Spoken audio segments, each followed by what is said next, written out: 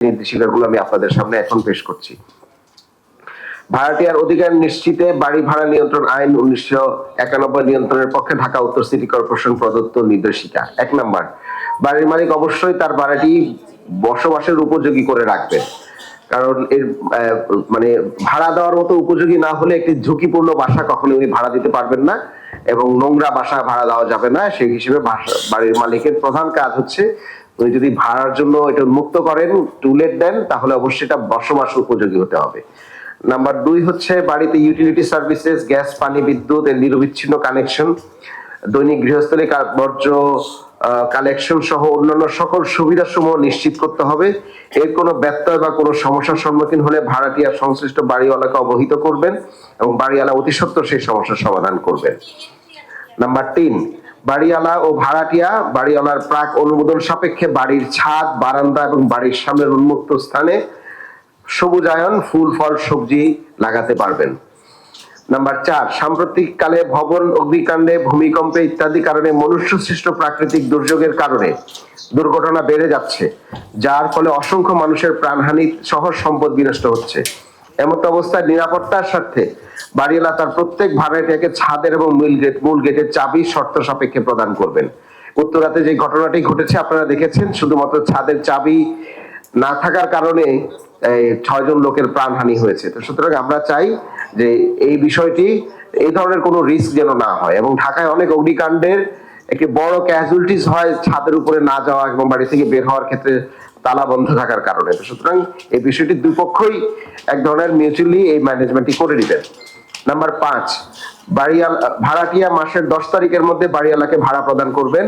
বাড়িওয়ালাদের অবশ্যই প্রমাণ কপি হিসেবে ভাড়াটিয়াকে প্রতি মাসে মাসিক ভাড়ার লিখিত রসিদ প্রদান করতে হবে। প্রতি মাসের ভাড়া দেওয়ার সময় ভাড়াটিয়া বাড়িওয়ালার কাছ থেকে ভাড়া প্রাপ্তির স্বাক্ষরযুক্ত লিখিত রসিদ সংগ্রহ করবেন। নাম্বার 6, বাড়িতে ভাড়াটিয়ার যে কোনো সময় প্রবেশাধিকার সংরক্ষিত থাকবে। বাড়ির সার্বিক নিরাপত্তা এবং শৃঙ্খলা নিশ্চিতে বাড়িওয়ালা কোনো পদক্ষেপ নিলে অবশ্যই ভাড়াটিয়াকে অবহিত করবেন এবং বাস্তবায়নের পূর্বে মতামত গ্রহণ করবেন। দ্বিপাক্ষিক আলোচনার মাধ্যমে যুক্তি অথবা ন্যায়সঙ্গত ব্যবস্থা গ্রহণ করতে হবে। কোনো বাড়িওয়ালা চাইলেই 10টার সময় দরজা বন্ধ করে দিবেন বলে যে নিরাপত্তার যেই ম্যানেজমেন্ট আমরা এখন প্র্যাকটিস দেখি, সেখানে মাথায় রাখতে হবে যে যিনি বাসা ভাড়া নিয়েছেন তার বাসায় যে কোনো সময় প্রয়োজন এবং জরুরত পড়তে পারে। তো সুতরাং জরুরি প্রয়োজনে তিনি যে কোনো সময় বাসার বাহিরে বাসায় ঢোকা এবং বাসা থেকে বের হওয়ার অ্যাক্সেস এবং এই অধিকার রাখেন। একই সাথে সাথে বাসার নিরাপত্তাটাও যেন নিশ্চিত করা যায়, সেই ক্ষেত্রে ভাড়াটিয়া বাড়িওয়ালা আলাপ করে এই সিদ্ধান্তগুলো নিয়ে নেবেন। কিন্তু কোনো ক্রমেই ভাড়াটিয়াকে তার বাসায় ঢোকার ক্ষেত্রে নির্দিষ্ট টাইম টেবিল বেঁধে দেওয়া যাবে না। নাম্বার 7, মানসম্মত ভাড়া কার্যকরী হওয়ার তারিখ হতে 2 বছর পর্যন্ত বলবৎ থাকবে। ভাড়া বৃদ্ধির সময় হবে জুন থেকে জুলাই। 2 বছরের আগে কোনো অবস্থাতেই বাড়ি ভাড়া বাড়ানো যাবে না। 2 বছর পর মানসম্মত দ্বিপাক্ষিক আলোচনা সাপেক্ষে ভাড়া পরিবর্তন করা যাবে। একটি কমন প্র্যাকটিস হচ্ছে যে জানুয়ারি মাস আসলেই বাড়ি ভাড়া বাড়ানো হয়। সুতরাং জানুয়ারি মাসে যারা ভাড়া বাড়ানোর কথা ভাবছেন এবং বলছেন, তাদের জন্য বলছি যে বাড়ি ভাড়া বাড়ানোর টাইম হচ্ছে ফাইন্যান্সিয়াল ইয়ার জুন থেকে জুলাই, এই ধরে ফাইন্যান্সিয়াল ইয়ারে আপনারা বাড়ি ভাড়া বাড়াবেন। কারণ আপনারা আপনাদের বাড়ি ভাড়ার উপর ভিত্তি করেই কিন্তু সিটি কর্পোরেশনকে ট্যাক্স দেন। সুতরাং যেই হারে, যে হিসেবে আপনারা সিটি কর্পোরেশনকে ট্যাক্স দেন, একই হারে আপনারা আসলে আপনারা বাড়ি ভাড়া বাড়াতে পারবেন। 2 বছর আগে বাড়াতে পারবেন না।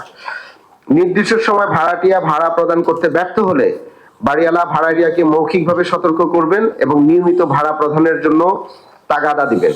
তাতেও কাজ না হলে বাড়িওয়ালা ভাড়াটিয়াকে সমস্ত বকেয়া প্রদান করে 2 মাসের মধ্যে বাড়ি ছাড়ার জন্য লিখিত সতর্কতামূলক নোটিশ প্রদান করবেন। ভাড়াটিয়ার সাথে সম্পূর্ণ স্বাক্ষরিত চুক্তি বাতিল করে উচ্ছেদ করতে পারবেন। নাম্বার 10, আবাসিক ভবনের ক্ষেত্রে বাড়ি ভাড়া চুক্তি বাতিল করতে হলে 2 মাসের নোটিশ দিয়ে উভয় পক্ষ ভাড়া চুক্তি বাতিল করতে পারবে। 11 নম্বর, মানসম্মত ভাড়া নির্ধারণ করা এবং ভাড়ার বার্ষিক পরিমাণ সংশ্লিষ্ট বাড়ি ভাড়ার বাজার মূল্যে 15% বেশি হবে না।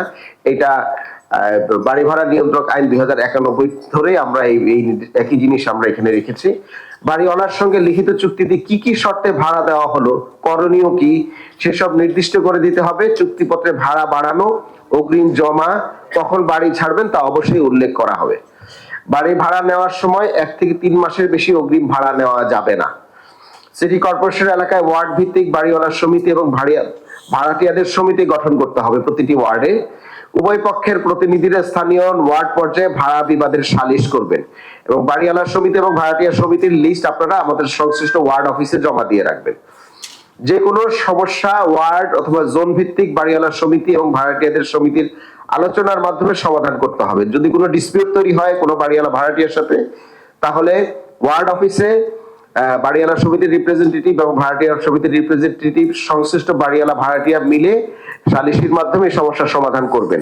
সেই সালিশ যদি সেখানে সমাধান না করা যায়, পরবর্তীতে জোনাল অফিস পর্যন্ত আপনারা সেটা যেতে পারবেন। ভাড়াটিয়াদের অধিকার নিশ্চিতে বাড়ি ভাড়া নিয়ন্ত্রণ আইন 1991 নিয়ন্ত্রকের পক্ষে ঢাকা উত্তর সিটি কর্পোরেশনের প্রদত্ত নির্দেশিকা ভাড়াটিয়া এবং বাড়িওয়ালাদের মেনে চলার জন্য সচেতন করা। এই ব্যাপারে কোনো জটিলতা সৃষ্টি হলে সিটি কর্পোরেশনের জোন ভিত্তিক মত বিনিময় এবং আলোচনা সভা করতে হবে, করে এই অ্যাওয়ারনেসটি আমরা করার জন্য আমরা বলছি। আমরা আমাদের ওয়েবসাইটে একটি বাড়ি ভাড়া অথবা ফ্ল্যাট ভাড়া চুক্তিপত্রের একটি নমুনা কপি আমরা আপলোড করে দিয়ে রাখবো। যারা বাড়ি ভাড়াটিয়াতে উকিল এবং অন্যান্য আইনি সহায়তা করছে চান, তারা এখান থেকে ফ্রি এটা ডাউনলোড করে আপনারা আপনাদের নাম এবং ঠিকানা অ্যাডজাস্টমেন্ট করে আপনারা আসলে এগ্রিমেন্ট করতে পারবেন। তো সেটাও আমরা সিটি কর্পোরেশন থেকে আপনাদের সকলের জন্য এটা করে দিচ্ছি।